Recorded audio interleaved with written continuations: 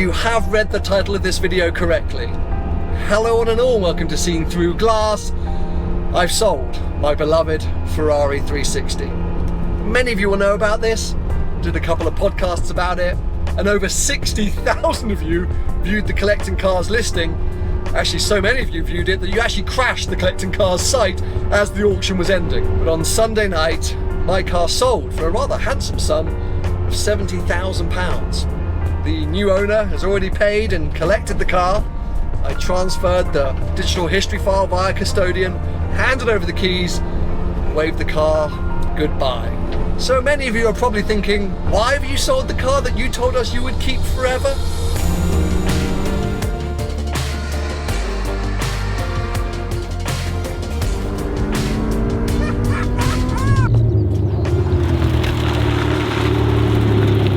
Now, just to cut myself some slack, I did say I would never sell the 360 unless it was for a Challenge Stradale. More on that in a moment. But most of you will know I was umming and ahhing about what to do with the 360 ever since the end of last year. I finished celebrating its 20th birthday and I just didn't really know what to do with it next. I just kind of felt like maybe my time with the car had come to an end. It felt like the end of a chapter or the end of an era. And because of the sentimental value of the car, well, I kept it into this year. I took it to Morocco and did have plans to do some other things with it, but I don't know, those thoughts continued to creep in my mind that it just felt like, oh, well, I've sort of done it. And whilst I still love and adore that car, I don't know, I just started to question that maybe it was finally time to pull the trigger and make the move into my all-time dream car, a 360 Challenge Stradale. However, here in the UK, right-hand drive Challenge Stradales tend to be advertised at around £210,000, nearly 3 times the price that my 360 just sold at auction for. Beyond that, left-hand drive cars, which tend to be a little bit cheaper, don't seem to come to the market all that much anymore. Actually, Challenge Stradales in general aren't coming to the market. So I was sitting there being like, well, maybe it's time to finally pull the trigger and move on, but I don't really have many options to do so. So then I thought, well, maybe instead I should just take a break from 360s in general and jump into another Ferrari for 12 or 18 months just to experience something different and hopefully let more cars come to the market. I could make some more money and then eventually make the move to a CS in 2025 or something like that. Which is when I started, well, perusing online auctions and Custodians, the showroom, and finding things like this beautiful 612 Scaglietti.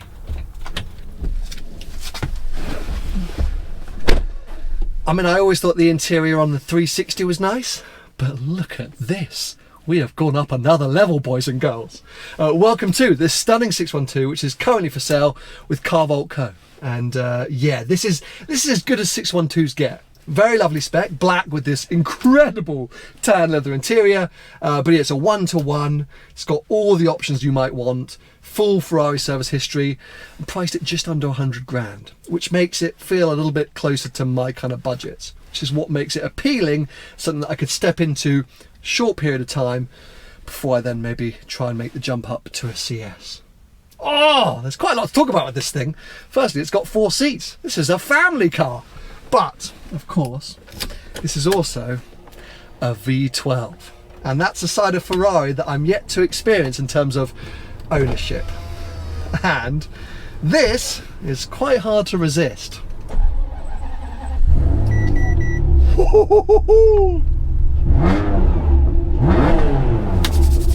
I'm about to spend some money, aren't I? I'm about to spend a lot of money.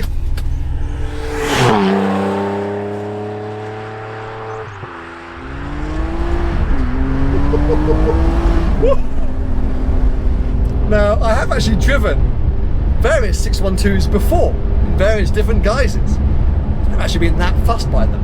But in recent months, they've really been catching my eye. Because yeah, like I just said, it's a family car. I could fit my daughter in here. We could go on family adventures in a Ferrari.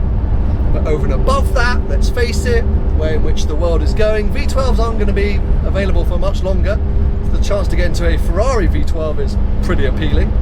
And now that I no longer have the F-Type and I do have the GT3, having a sort of grand touring Ferrari, one for my bigger road trips, it's a really nice idea. I could just cruise through France, Switzerland, Germany, this thing, just do loads of miles and have loads of stuff with me and great soundtrack. I don't need necessarily mid-engine sportiness.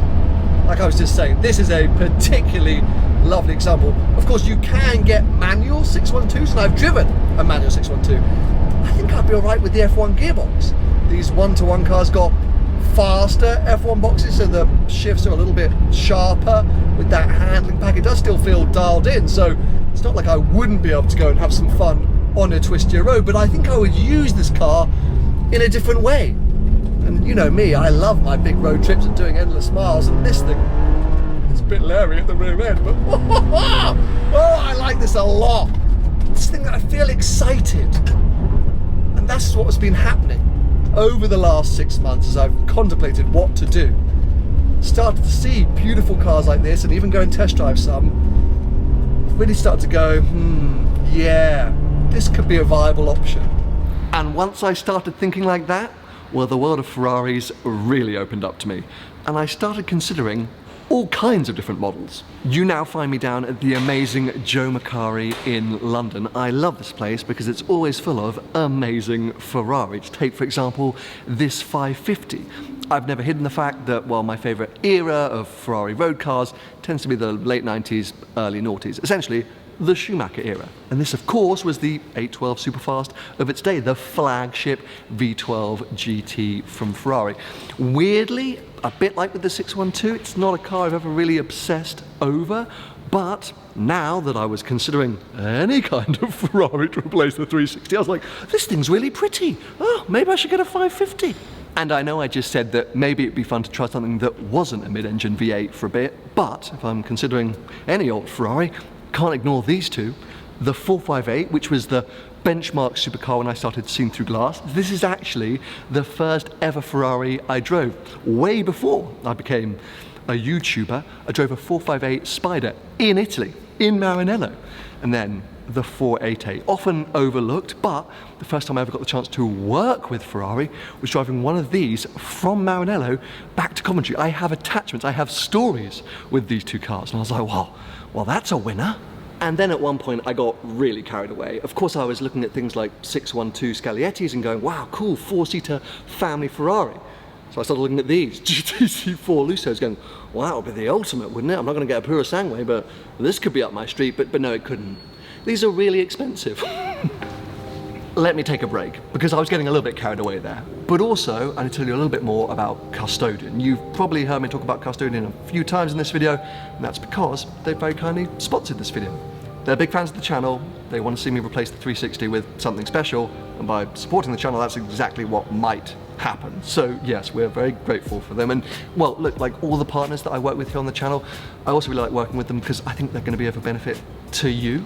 If you're like me, you're out there looking for a new car, you're going to want to check out Custodian's The Showroom. I have mentioned it before, but they've got over 600 cars there from 30 different dealers, the likes of Joe Macari, but also Car Vault Co, where we started this video. They're all listed. You can check out their beautiful stock with incredible imagery, find out all the key facts and information about the vehicles, but also benefit from Custodian's features like, well, the digital history files. So for example, if you were considering buying a car, you just wanted to find out more information about it, you could find it on the showroom. Call up the dealer, say, hey look, can you just send me some of the old invoices or service history? They can do that via Custodian, and then if you buy it, well, all of that just gets transferred over to you.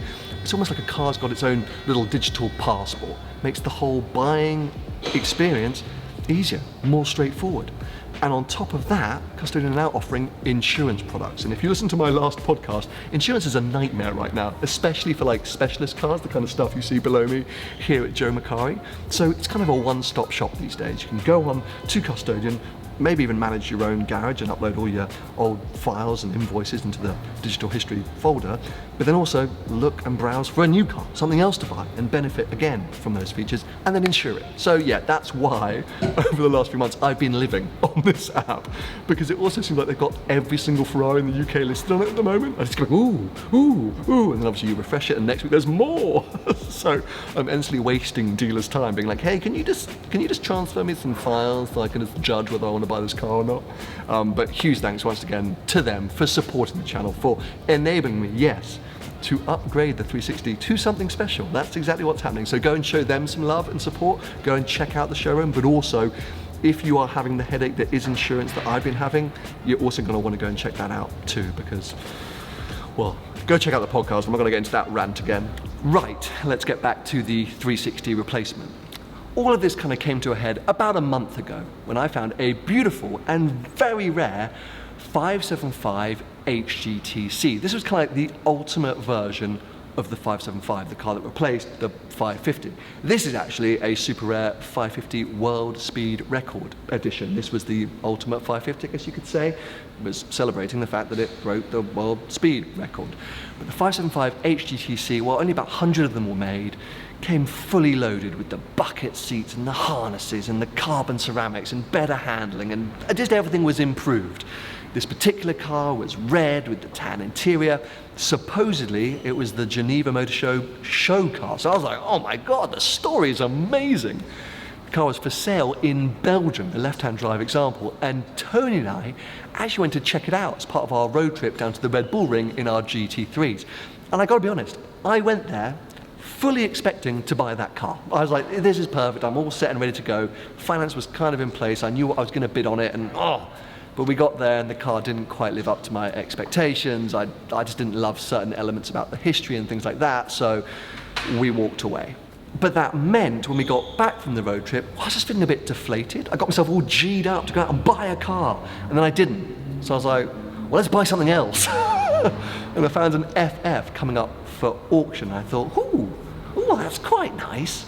I'll be honest, I actually haven't, I do like the FF, but I've never loved the FF.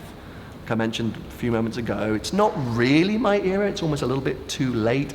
And the looks haven't always worked for me, and obviously Shmee 150 had it, and I spent a lot of time around it, and I don't know. The Lusso appealed to me more, the 612, the 612 appealed to me more. But for some reason, I decided I was going to bid aggressively on this car that was coming up for auction. And I actually ended up losing out by just £750. Thank God. What was I thinking? I'm sure lots of you will be like, oh my God, Sam, that'd be the perfect car. Put the baby in the bag, what a thing. But I didn't want an FF, so I was quite relieved that I didn't win the auction. And in that moment, I decided to look, just step back and just think, okay, hold on a sec, what's going on here? Because I'm getting a bit out of hand. And what I realized was that what had happened with these two sort of failed attempts was that I had well and truly come to terms with the fact that I was going to move on from my 360 Modena. You know, I'd sort of parked in my brain, because I would have had to, if I ended up buying either of those cars, I would have had to have sold the 360 to kind of finance them. So I was like, well, look, that is the clear sign that I very nearly went ahead and bought two cars, so I'm clearly prepared to part ways with the 360. You know, my wife actually summed it up best. She made the very good point that, look, that 360 is always going to be my first Ferrari. Whether I sell it or not, well, that's never going to change. And all the experiences I've had with it, all the memories I've made, well, they're not going anywhere. And heck, I've documented most of them. So it means that if I'm missing that car, and if I want to relive any of it, just come into this YouTube channel and scroll through my Instagram. And doing what I do, over the years, I've met enough people that have parted ways with their beloved cars. And sometimes they regret it. Sometimes they realize that time just moves on. But also sometimes they've gone and bought that car back. And selling the car the way that I did meant that I met the buyer. I got his phone number. And unless he goes on to sell it relatively soon, well, I can always call him and say, sorry, I want it back. And he can charge me a hefty premium, I'm sure. So yeah, that's how I ended up at this kind of point, really. And the next thing to work out was, well, look, now that I've really decided that this is what's going to happen, what am I going to do? What am I really going to replace this car with? And after months of scrolling the showroom and the likes of that, and nearly buying cars in Europe and bidding on cars on auction, when I really stopped to think about it, I came back to the point that I've always made to myself and to all of you. The only car that I would ever want to replace my 360 Modena with is a 360 Challenge Stradale. Yeah. There we have it, all the messing around. Well, it was pointless. I was getting distracted. I was getting overexcited by this potential lump sum of money and all these beautiful cars that I was seeing all around the world. But I don't want any of them more than I want a Challenge Stradale. So, no more messing around. No more pussyfooting around. I'm sorry if that's a swear word in any parts of the world. We're doing this. I've bored you all long enough. I've banged on about it long enough. I've given myself plenty of excuses. All of those excuses are going out the window, people. And yes, 100%, it is happening. Challenge Stradale is coming to the Seen Through Glass garage. Subscribe now.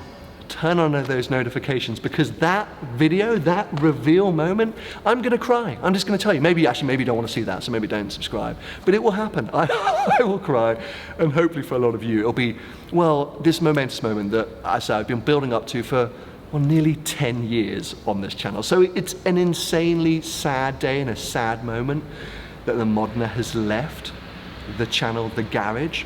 But I promise you it'll be worth it, and I promise I'm gonna deliver on what I always told you, that I would only sell it to replace it with my all-time dream car. So whilst in this video I've taken you on a bit of a journey, that's the journey my brain's been going through, and the journey my poor wife has been having to put up with over the last few months. You might be wondering why I didn't film this video in the 360. Well, I don't think I would have been able to. If I was sitting in that car talking about I was going to sell it or had sold it, I think I would have changed my mind. But also, well, the buyer just paid and picked it up so damn quickly. I didn't have the opportunity. So what I'm going to do is just play a little bit of a short montage to kind of send that car off, just to have a little bit of a moment so we can all sit there and just appreciate what it was. It didn't stick around forever like I at times thought it would, but 6 years, 30,000 miles, a whole lot of different countries and a whole lot of adventures. Well, like my wife said so well, it will always be my first Ferrari. It will always be the first Ferrari on this channel, and it will always have a special place in Seen Through Glass and my history. So look, I hope you've enjoyed the video. Huge thanks once again for Custodian for supporting and sponsoring this video and the channel. But yeah, as I mentioned, subscribe now. It's coming soon, people. It's coming soon.